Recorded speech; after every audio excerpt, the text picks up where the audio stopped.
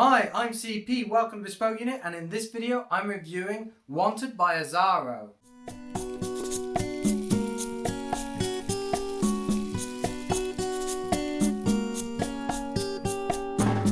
As with all our reviews, this will be conducted using the Bespoke Unit Fragrance Formula, a quantifiable review matrix that you can use at home. If you head into the description, there's a link which will take you to a guide which teaches you how to use it and provides you with some blank copies. Azzaro Wanted is a relatively recent release. By that I mean it came out in 2016, so that was 4 years ago at the time of doing this video. It distinguished itself with this intriguing bottle design, which we'll talk a bit about later, and attracted many eyes when it was displayed in a few shops. The nose behind it is Fabrice Pellegrin, who has done hundreds of different fragrances, often flankers for Fuel for Life by Diesel, but also Issey Miyake's Super Majeure, which we reviewed not too long ago. The fragrance is a woody spicy, and the batch number of this particular one that I'm reviewing is 7H18120. Without further ado, let's jump in, and if I can find the atomizer, let's review it. So I'm using the Bespoke Unit Fragrance Formula, which means I've already written notes, I've sampled it already, but I'm going to go through those notes and compare them as I progress. So Wanted opens with a brash and crisp opening of lemon and ginger. This is softened by a hint of lavender. It's quite sharp on the nose. This fragrance is often noted for its bubblegum compound. This starts to show itself in the head, but isn't really identifiable. Currently, we have mostly the sharp zestiness with a hint of lavender. Once you get into the heart, things change. It becomes a much more spicy with a fruity accord. This is quite intriguing because it's often compared to green apple, but I found the fruitiness not to be tart like green apple, red apple perhaps. I thought it was closer to forest fruits such as black currant. This accorded against the cardamom, which I mentioned earlier, which is quite spicy. There's a floral hint, which consists of geranium. And there's also cade, which is an oil produced from juniper. This has kind of a tarry, smoky, burnt essence to it, which makes it an interesting heart indeed. You have some fruitiness, you have some spiciness, and then you also have the smokiness as well. There's a lot going on, but most people would describe it just as overall bubblegum. Once you get into the base, the fragrance takes a turn towards a more musky, gourmand characteristic.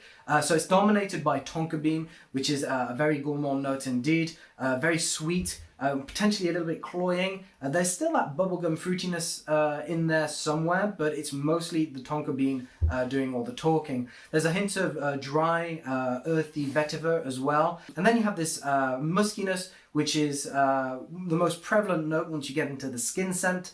This is described by the brand as amberwood. Amberwood being kind of one of those flash terms, because you've got the amber, you've got the wood. Oh, this is a perfect combination. I would liken this more to ambergris. Ambergris being this kind of dry, ambery tobacco note, which is contrasted against some agarwood. So you have the resinous balsamic character, the woodiness there as well. So these combine together to give you this woody muskiness, which goes quite nicely with the gourmand tonka bean. The life cycle is actually quite complex, far more than you'd expect. You do have a variety of different characteristics going through each phase of the fragrance. They transition, they retransition. You have some spiciness, some fruitiness. If you can look beyond this bubblegum concept, it is actually quite intriguing. It has a variety of different bouquets. In terms of wake and strength, the sillage when it's performing, so I found the longevity to be a little bit wanting on this. Some people have said that it performs really well, but I didn't think it gave that much. You have about a half a day here before you need to top up again. But the sillage is quite effective. It leaves a nice sweet trail behind the wearer, and the projection provides a nice scent bubble. From a distance, you will probably get the fruitiness, the bubblegum. Once you get closer, you'll start to experience the ambery and the smoky characteristics as well. As for the seasonality of this fragrance, this is quite a versatile fragrance throughout the year. I would refrain from using it during summer, as the amber and the balsamic characteristics would be a little bit heavy on the skin. However, winter, it can be worn, but it shines really during the milder months, so during the fall and spring. This is particularly key when you consider the fruitiness, so in springtime, and then you look at the amber characteristics, the smokiness goes quite nicely during the fall.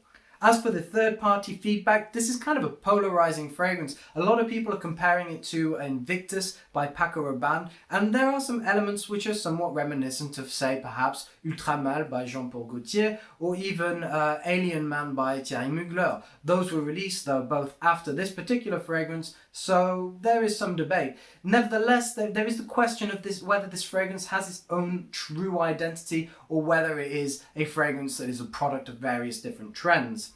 Some people were put off by this cloying bubblegum smell. They found it a little bit too sweet and syrupy, whereas some people really liked it. And in fact, the younger crowds tend to find it very sexy, very alluring, and they really do have some affection for this fragrance.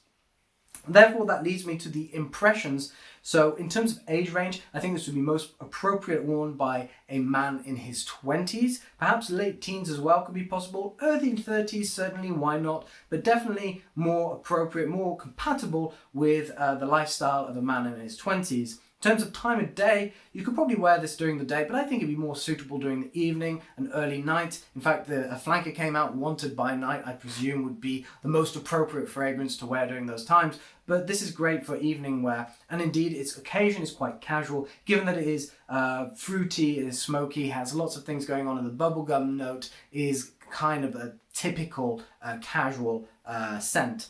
And as for the masculinity, despite having this strong muskiness, despite having some vetiver, some tonka bean, it is quite moderate.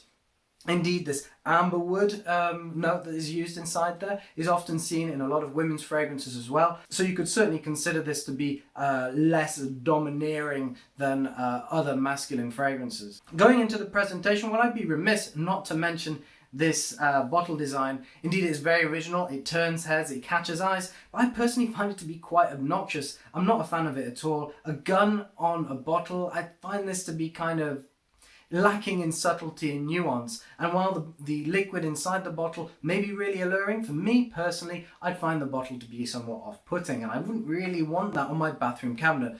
That being said, don't store your fragrances in the bathroom, it's too humid apparently. But some people do enjoy it, and to be honest, because it's an original design and it's quite unique and it sets itself apart, I have given this good marks because a lot of effort and thought was put in here, especially when you contrast the brass coloured bullets with the Azzaro logo, and then you have the silver and the form of the barrel with a knurled finish on the side. You got to give it some credit where credit's due.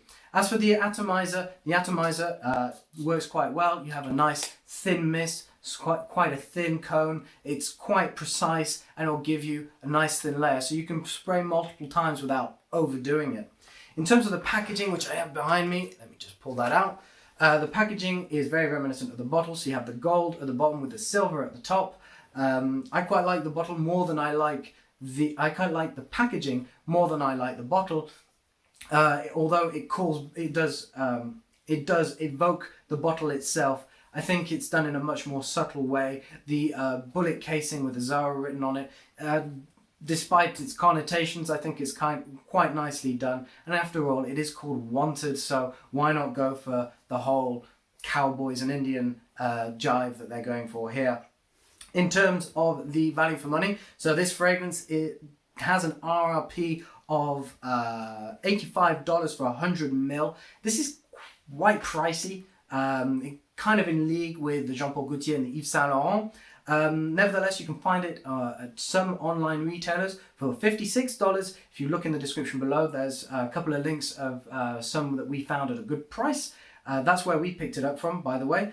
And at this price, I think it's okay. It's certainly good for what it has to offer. To conclude, Wanted is often compared with Invictus, and for good reason. They both share similar characteristics with that sort of sweet, fruity, bubblegum concept in the heart. Nevertheless, they do distinguish themselves, and Wanted does manage to stand apart. Instead, it offers a more gourmand profile with a smokiness that's reminiscent of Thierry Mugler's Alien Man that I mentioned earlier. It's also comparable to other fragrances like Jean-Paul Gaultier, Ultramal, and even Dunhill Icon Racing. They all share this kind of sweet bubblegum characteristic, which is then chorded at the base with some muskiness to try and give it some more substance and more masculinity. However, out of all of those, I'd probably lean towards Wanted if you're going for something a little bit spicier. However, Invictus, for me, is probably my preferred fragrance out of all the ones I mentioned earlier. I hope you enjoyed this video. If you did, don't forget to subscribe, like the video, leave us a comment. We'd love to hear from you. And until next time, head to bespokeunit.com and see what else we cover. We cover a lot of different subjects related to men's lifestyle, and I'm sure there'll be something to interest you there. Till then, take care.